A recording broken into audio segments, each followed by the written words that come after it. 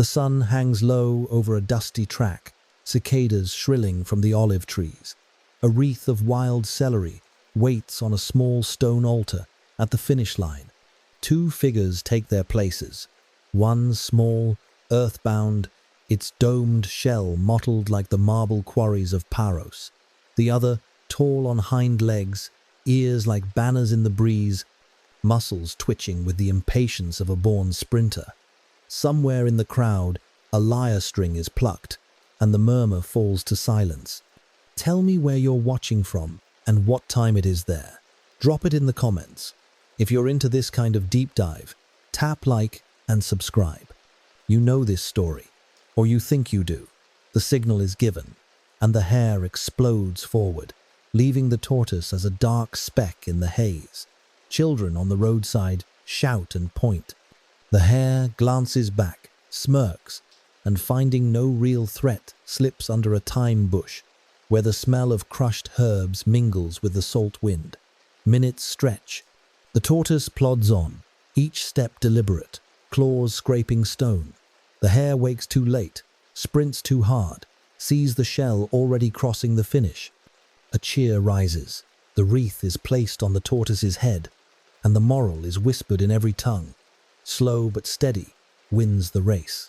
It's neat, it's comforting, and it's been passed to you like an heirloom polished smooth by countless retellings. But here's the unsettling part.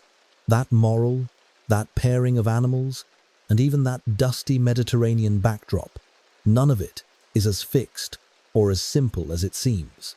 The version you carry in your head most likely comes from a 19th or 20th century children's book, perhaps stripped down to fit 2 illustrated pages. The hare is cocky, the tortoise is humble, and the whole thing reads like a motivational poster. Yet, in earlier tellings, the tone is sharper, the lesson harsher. Some of the oldest versions relish the hare's humiliation with almost cruel glee. Others are less about perseverance and more about puncturing the pride of the quick. That older edge runs deep. The first securely dated written version we have sits in the Greek prose Aesopica tradition, collected in Athens by Demetrius of Phalerum in the 4th century BCE. That makes the story, on paper, about 2,425 years old. But if scholars like Leslie Kirk are right, its oral roots might reach back another 4 centuries, into the archaic Greek world of the 8th century BCE, an age of Homeric hymns, Pan-Hellenic games, and warlords who measured their worth in speed and cunning.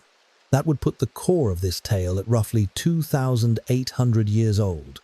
And the scene you just pictured? It's not just a fable, it's a snapshot of an ancient worldview. Hares, in Greek animal lore, weren't gentle pets. The word itself, lags, is tied to Proto-Indo-European roots, meaning hare, an animal seen as solitary, elusive, and crucially overconfident. Tortoises, Chelinae in the same linguistic ancestry, were bound to the earth, their shells echoing the domed sky in miniature. They appear in myth as wise liminal creatures like the one Hermes famously used to craft the first lyre. So imagine hearing this tale not in a classroom, but in the smoky courtyard of an Athenian symposium, or from a traveling storyteller at a rural festival. The racetrack is lined with amphorae of water for the onlookers, the air thick with sage and goat's cheese. The laughter at the hare's downfall isn't innocent, it's a barb aimed at anyone in the crowd who ever confused raw talent for guaranteed victory. That's the heart of the story. Hubris brought low. A moral that fits as neatly into Greek athletic culture as it does into modern sports headlines.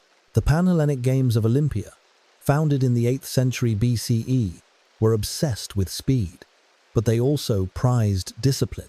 A runner who burned out before the finish line was not a hero. He was a warning. And here's the thing, this simple race between two animals is so old, so deeply embedded, that it survives across languages, empires, and moral fashions. It slips through Roman satire in Phaedrus's 1st century CE Fabulae Aesopiae, into Byzantine verse in Babrius's 2nd century CE Mythiumbi Aesopiae, then emerges in medieval bestiaries and 15th century English print. Each time, something changes tone, purpose, even the species if needed, but the bones remain. Why does this matter?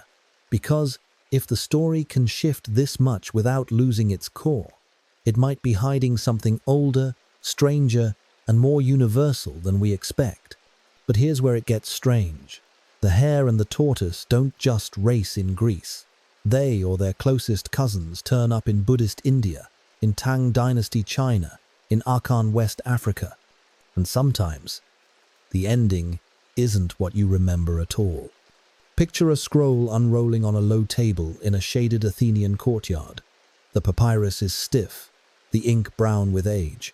A neat Greek hand spells out He epsilon lambda o nu eta kappa alpha he lalpha gamma os, chelene kai lags. The tortoise and the hare.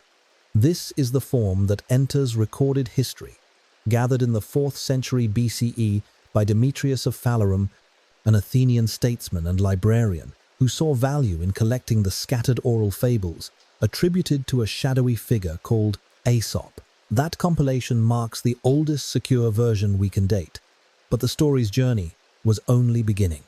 By the 1st century CE, the Roman fabulist Phaedrus had reshaped it into tight Latin verse for an urban audience. His hare Lepus in Latin speaks with sharper arrogance. His tortoise grinds forward with relentless certainty. The moral remains. The slow and steady can beat the swift and careless.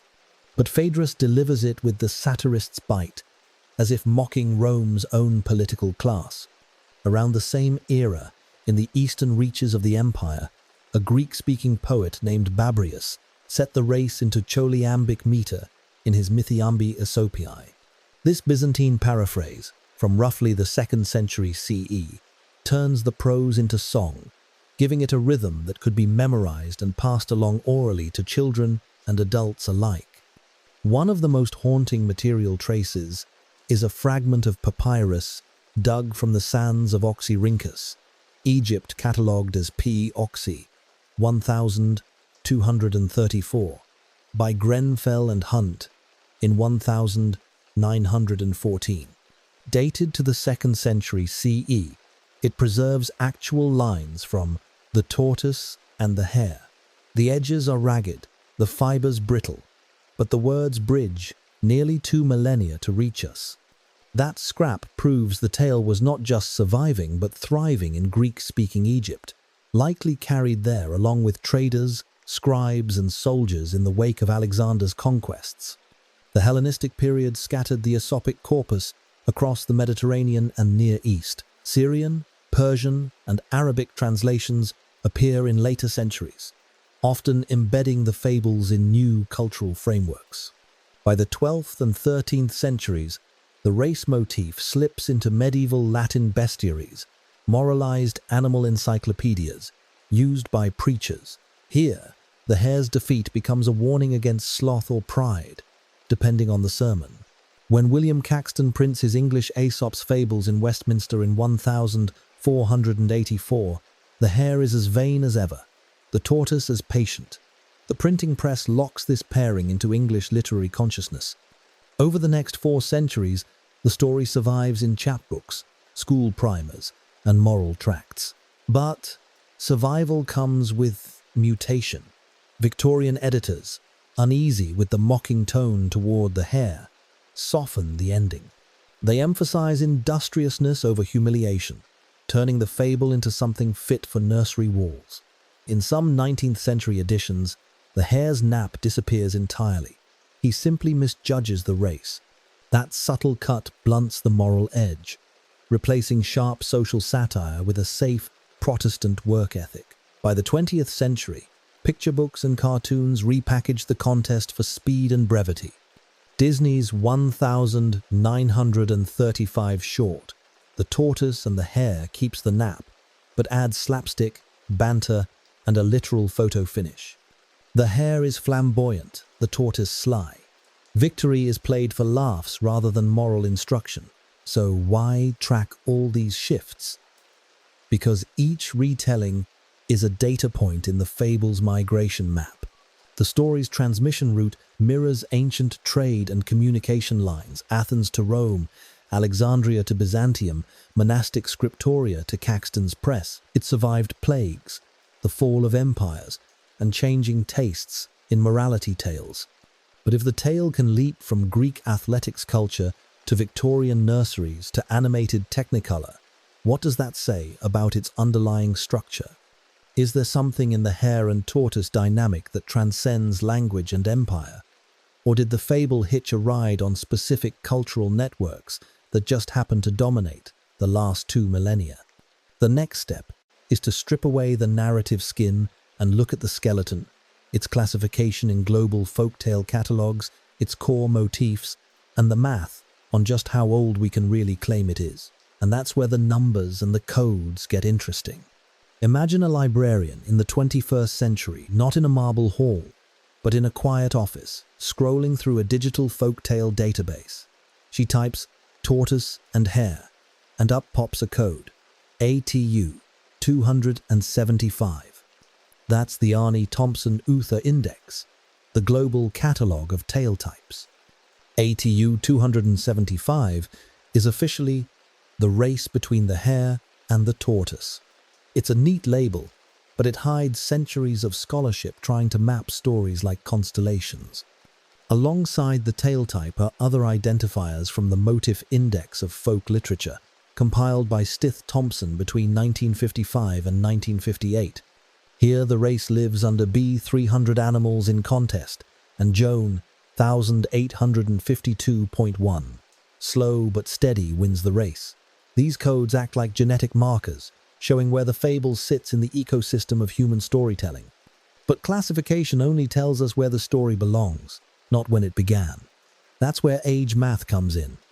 If we stick to the earliest secure written source, the Greek prose in Demetrius of Phalerum's 4th century BCE compilation, we get roughly 2,425 years from then to now. That's a solid number, anchored in actual manuscript tradition. Push further back, though, into the realm of oral tradition, and things get murkier. Some classicists argue the fable could have circulated as early as the 8th century BCE, when Greece's Panhellenic games were taking shape and oral poets were singing the Homeric hymns. If true, the race could be about 2,800 years old. But without inscriptions or earlier written evidence, that's a plausible hypothesis, not a certainty. And here's a twist. The earliest physical artifact containing lines from the fable isn't Greek at all. It's that Oxyrhynchus papyrus fragment from Egypt, dated to the 2nd century CE. Found by Grenfell and Hunt in 1914, it's a reminder that physical survival depends on conditions as much as origin. Dry Egyptian sand preserved what damp Greek soil never could. Even the animals' names hold clues to age and spread. The Greek chi epsilon lambda onu eta kelne for tortoise likely comes from a Proto-Indo-European root kel, meaning to cover or conceal. The hare's lambda alpha gamma ors, lags, is tied to lag from hare. These deep linguistic roots suggest the species pairing could be as old as the Indo-European language family itself, though the narrative that pits them against each other is likely a Greek innovation. Now, why does any of this matter beyond academic curiosity? Because when you trace those codes, roots, and dates, you see the fable's skeleton is far older and more adaptable than its modern moral suggests. The moral itself, slow and steady wins the race, is a later distillation. In the oldest versions, the focus is humiliation of the arrogant, not encouragement of the diligent. Here's the question that nags. If the tale is this portable, this code-stable across continents and centuries, how many other cultures built their own version of the race without ever hearing the Greek original? The answer takes us far from Athens to Buddhist monasteries, Tang dynasty courts, and West African storytellers' circles, and some of those other races end very differently. A narrow dirt path winds through bamboo groves in ancient India. A crowd gathers not for an athletic contest, but to hear a monk speak. His voice carries the story of a hare and a tortoise. Almost the same pairing, you know.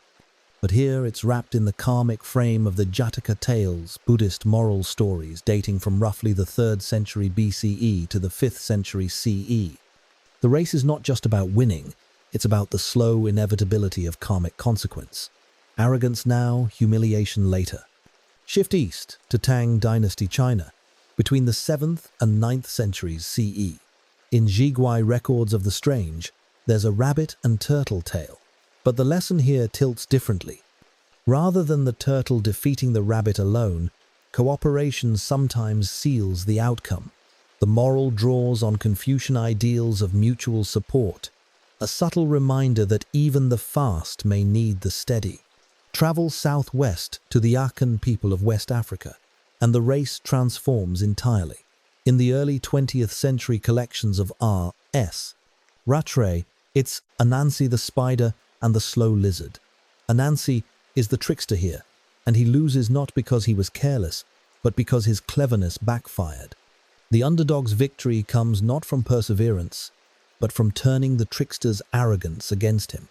In Japan's Meiji era, late 19th century, the Usagi Takame rabbit and tortoise enters school textbooks. This is not a native folktale, but an imported one, likely via Dutch translations of Western Aesop. Here, the moral is heavily framed for an educational setting. Diligence in study will surpass raw talent. The tortoise's plodding pace becomes the model student's daily discipline. Each of these variants swaps moral emphasis to match cultural priorities. The Indian version ties victory to cosmic justice. The Chinese version praises harmony. The Akan version values cunning's limits. The Japanese version retools it for modern schooling. How did one fable's blueprint spread so far? Hellenistic trade networks after Alexander's conquests in the 4th century BCE likely carried the Aesopic corpus east into Persia and India. From there, it moved along the Silk Road, translated and adapted into languages from Syriac to Arabic to Chinese. In the medieval period, Islamic scholars translated and expanded the fables, preserving them in collections like Kalila wa Dimna, which themselves traveled back into Europe via Spain. The transmission wasn't always direct. In some cases, only the motif animals in an unequal contest made the leap, and local storytellers cast it in familiar forms. That's why we see lizards, spiders, and other animals stand in for the tortoise or hare in African and Southeast Asian variants. The moral is portable, but the casting is local. And here's the unsettling part. In certain oral traditions, the race doesn't end with the underdog winning at all. Some African variants have the hare or his equivalent learning humility, but still crossing first. Others make the contest endless, a cycle without resolution, symbolizing the ongoing tension between quickness and persistence. So what does the Greek pairing Testudo Graeca and Lepus Europaeus really symbolize in its home culture? And why would other societies reshape it so dramatically? To answer that, we need to step off the track entirely and look at the ritual, symbolic, and even cosmological roles of these animals in the ancient world. The smell of crushed thyme clings to the air, mingling with the salt wind from the Aegean. In the ancient Greek imagination, the tortoise is not simply a slow reptile, it's a liminal creature, part of the earth yet carrying a dome that mirrors the vault of the heavens. In the Homeric hymn to Hermes, dated to the 6th century BCE, the newborn god lifts a tortoise shell, hollows it, and strings it into the first lyre. From that moment, the tortoise becomes a vessel of divine creativity, a bridge between mortal craft and divine music. The hare, lags, stands at the other end of the spectrum. Known for explosive bursts of speed and solitary nature, it is a creature of the hunt. In Greek hunting lore, the hare's speed is admired but also mocked its overconfidence, a known flaw. In certain vase paintings, hares are presented as love gifts, their swiftness likened to fleeting beauty. That very ephemerality becomes the foil to the tortoise's enduring shell. Place these two in a race, and you have more than a sporting event, you have a ritual drama. The Greeks' Pan-Hellenic games, beginning in the 8th century BCE, were not just competitions of strength and speed. They were tied to religious festivals, honoring Zeus, Apollo, and other gods. Victories were measured in wreaths of olive, laurel, or wild celery, symbols of divine favor. To win was to be momentarily God-touched. To lose through arrogance was to invite the sting of hubris. The fable's moral "don't underestimate the humble" aligns neatly with this worldview. In a society where athletic triumph could elevate a man's name for generations, the warning against overconfidence carried real weight. The tortoise's victory was not about animal behavior. It was about cosmic balance. Even the setting of the race, often imagined as a dusty rural track, matches known details of Greek foot races. Spectators stood close enough to hear the runner's breath, to smell sweat and churned dust. The amphorae of water waiting at the end weren't just for refreshment. In sacred games, liquids could be part of libations to the gods, thanking them for safe competition. Colors and objects deepen the symbolism. The tortoise's earthy browns and greens link it to the chthonic realm, the underworld, and the wisdom of the earth. The hare's pale fur and long ears evoke speed, air, and the bright, careless days of youth, when the slow, dark, enduring force beats the fast, bright, fleeting one. The cosmos tilts back toward equilibrium. This reading also explains why some ancient audiences might have laughed harder than we do at the hare's downfall. It wasn't just a lesson for children. It was a miniature morality play, reinforcing the values of discipline, humility, and awareness of one's mortal limits. But what happens when a story so rooted in a specific symbolic system travels to places with different cosmologies? What if the tortoise isn't sacred there, or the hare isn't a trickster? That's where misunderstandings, reinventions, and even mistranslations creep in, sometimes changing the story's moral beyond recognition. And that's exactly what fuels centuries of scholarly debate. In a Victorian schoolbook, the hare never sleeps. He simply misjudges the race and is overtaken at the last moment. It's a tidy moral. Don't waste your talents. Work consistently.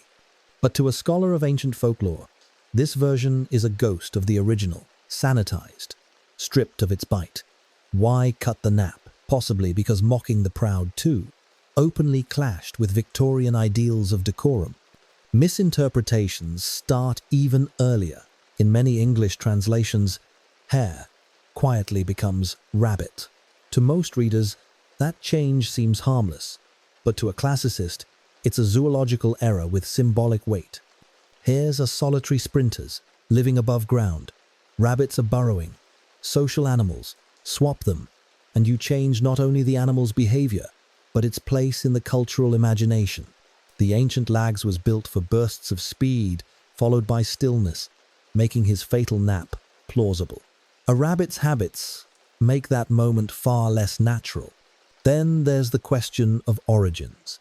Some folklorists, like William Hanson in 1997, argue that the tale might descend from Near Eastern contest stories, animal races with moral payoffs.